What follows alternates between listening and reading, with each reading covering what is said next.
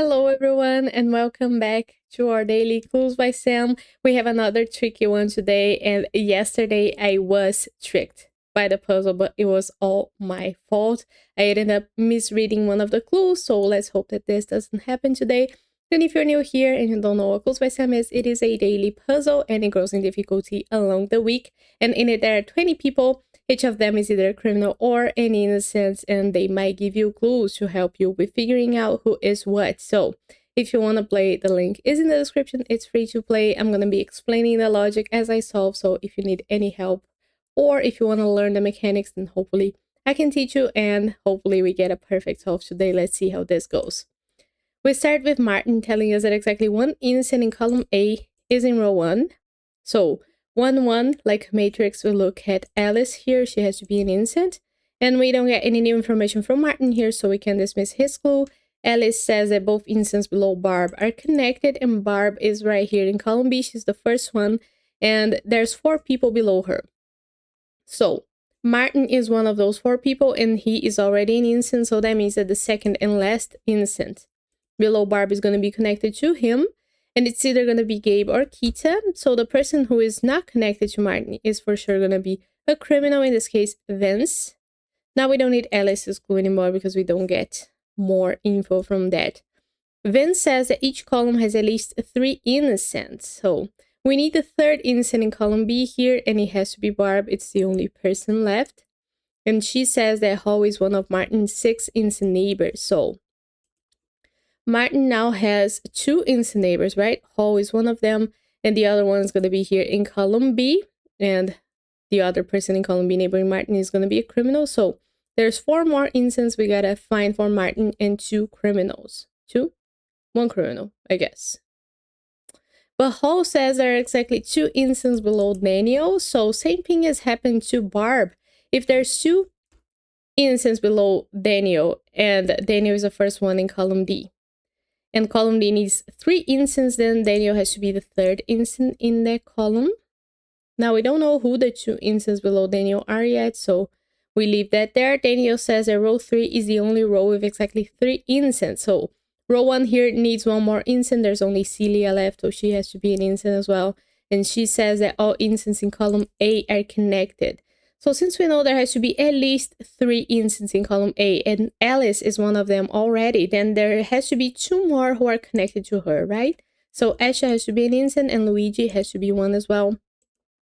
But there could be more than 3, so we don't know if Paul or Umar, either of them are, or both of them are innocents. Now, it might be that maybe Paul is a criminal, so I'm going to leave Celia's clue there. Luigi now says that exactly 2 of the 3 criminals neighboring Sophia are in column C. Sophia has 5 people neighboring her, so if 2 of them are among these 3 here who are in column C neighboring her, then the other 2 have to have the 3rd criminal that neighbors her. So either Olga or Zoe are gonna be criminal, the other one is gonna be an innocent, so they are an opposite pair. We don't know about the 2 innocents in column C yet, though. What we do know is that Sophia and Julie are also an opposite pair, because we know there's 2 innocents only below Daniel here in column D. Now,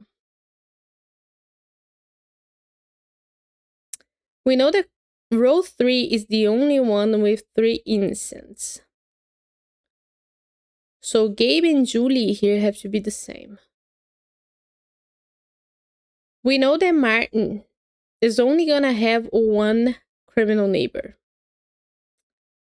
besides either Gabe or Kita. So we couldn't have the scenario I put up here before where Nick and Ruth both were criminals, but we have to have Sophia have 1 criminal shared with Martin, because she does only have 1 innocent here in column C.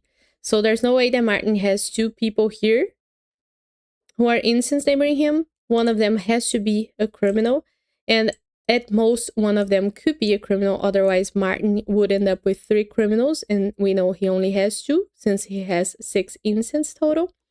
So that makes Wally the 2nd criminal that neighbors Sophia here in column C, and also that makes Paul Martin's last innocent neighbor that we know of so far. Wally says that no one in row 4 has more than 2 Oh, no one in row 4 has more than 4 innocent neighbors. Row 4. No one in row 4 has more than 4 innocent neighbors. Well, Sophia doesn't have 4 for sure. Paul could have 4 if both Kita and Uma were. But let's look at Ruth, because Ruth shares Olga and Zoe with Sophia, and they are opposites. So that's 1. 2 with Martin. We know there has to be 3 innocents in... I don't have enough colors here. But if we use Nick and Olga as opposites, because we know there has to be 3 innocents in row 3 here, then Ruth has 2 innocents here.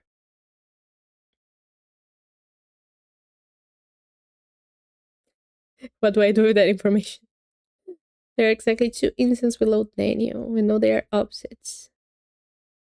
Damn. Is this tricky?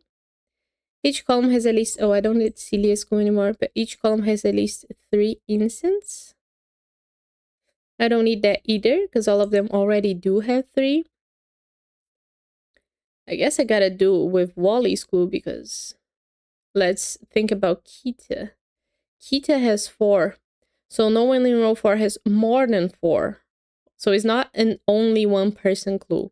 It's the fact that Kita couldn't have a 5th innocent, in this case Uma, because she already has 4. She has Martin, Luigi, Paul, and one of the opposite pair here shared with Sophia in column C. So Uma has to be a criminal in this case. And Uma gives us a new clue. There's a number of criminals above Zoe. So there has to be only 1 criminal above Zoe, because the most there could ever be is 2, and 2 is an even number. So Zoe has to be a criminal, because we know there's 2 criminals in column D. And she says that exactly 2... Was she opposite with someone? Orange, Olga. Who is opposite with Nick? Okay. Nick's opposite with Ruth. Okay. That's all of the opposite pairs. So going back to Zoe, exactly 2 innocents in row 3 have a criminal directly below them. Okay.